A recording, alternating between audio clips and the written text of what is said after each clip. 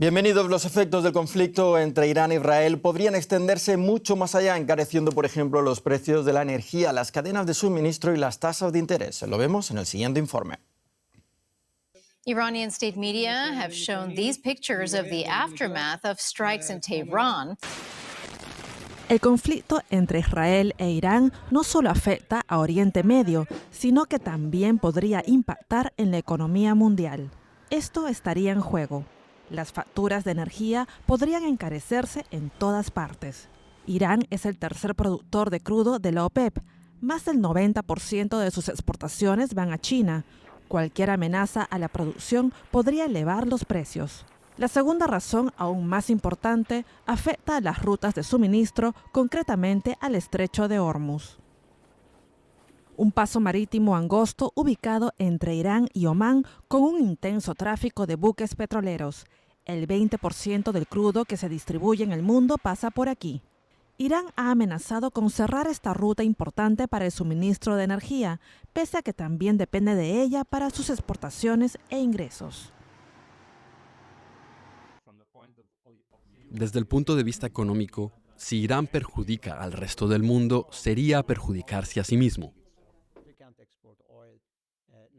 Si no podemos exportar petróleo, nadie más lo hará. El cierre del estrecho de Hormuz es una amenaza real. Esta incertidumbre hace que los seguros para el transporte marítimo se encarezcan y esos costos recaigan sobre los consumidores. Al estallar el conflicto, el precio del crudo disparó, aunque luego bajó un poco ante la esperanza de una desescalada.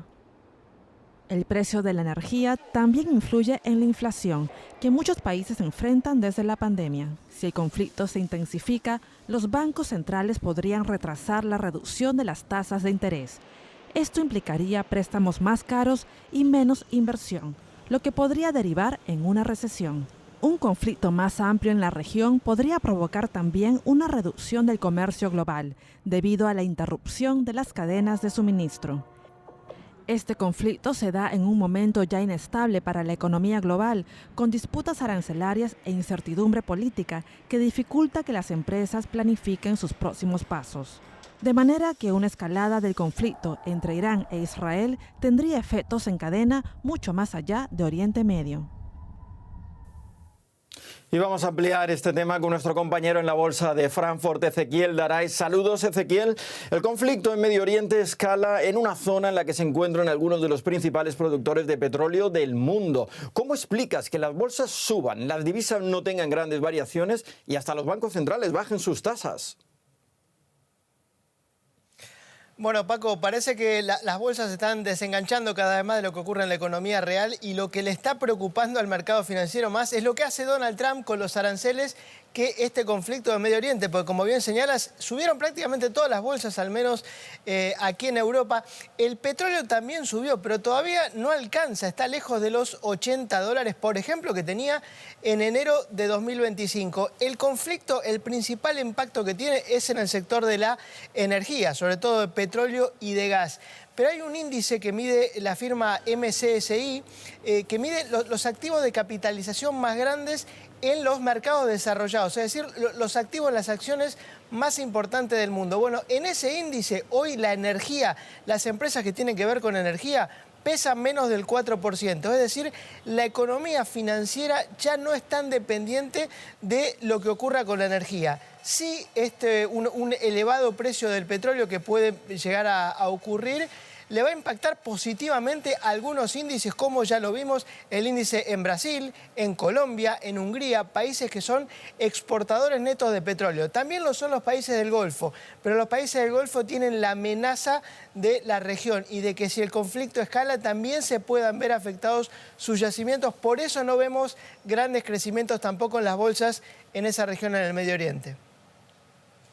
Una de las claves del conflicto es el estrecho de Hormuz. ¿Qué importancia tiene para el comercio mundial de energía y por qué el mercado no está cotizando que Irán puede intentar bloquear esta vía?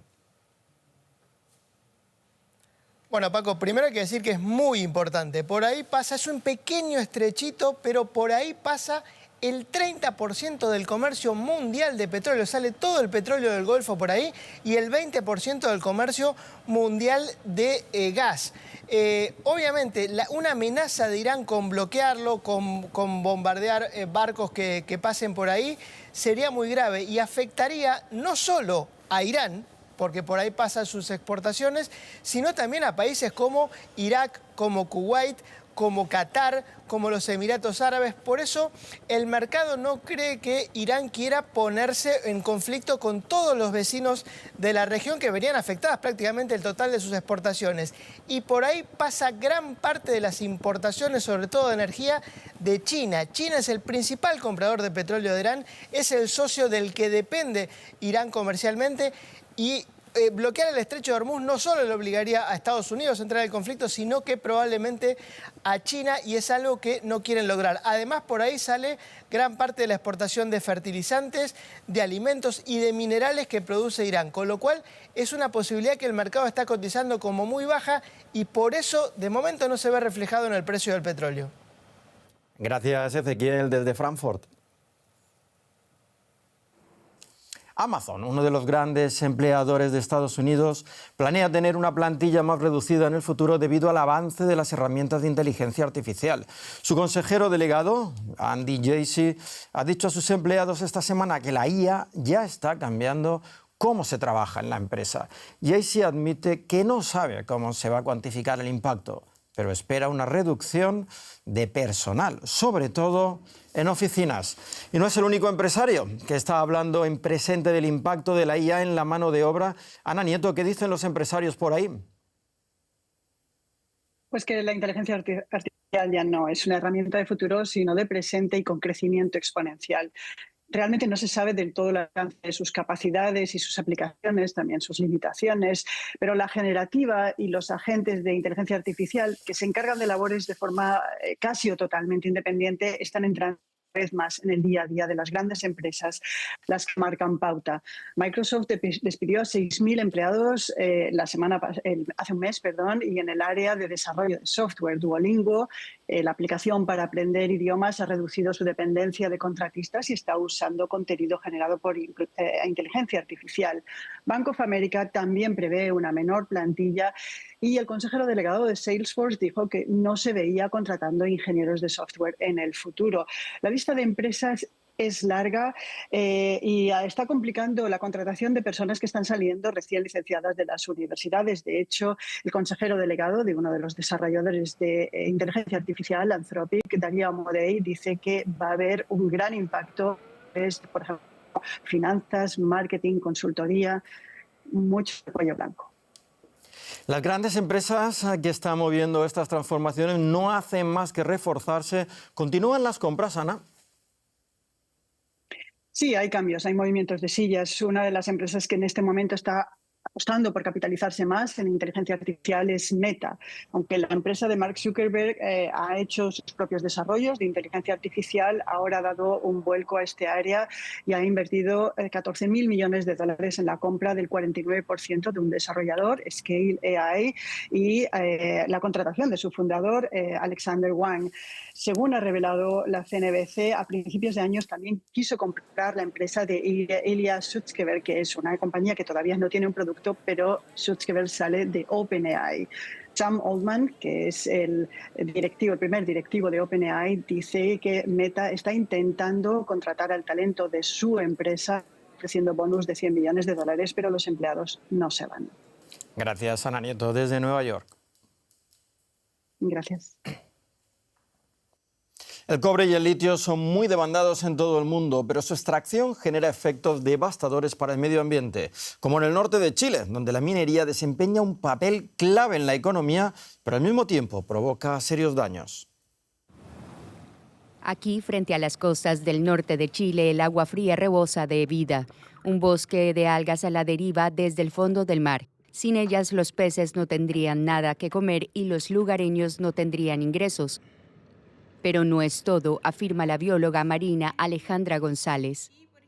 Forman un cinturón en los bordes costeros completamente, que son en el fondo un cinturón de protección y de biodiversidad de la vida. ¿ya? Que lo que hacen estas algas en general son las que producen el oxígeno que respiramos y capturan entonces el CO2 que nosotros también generamos dentro de los servicios que ellas ofrecen. Pero estos recursos de algas también están sometidos a una amenaza mayor en todo el mundo debido a la industria y al cambio climático.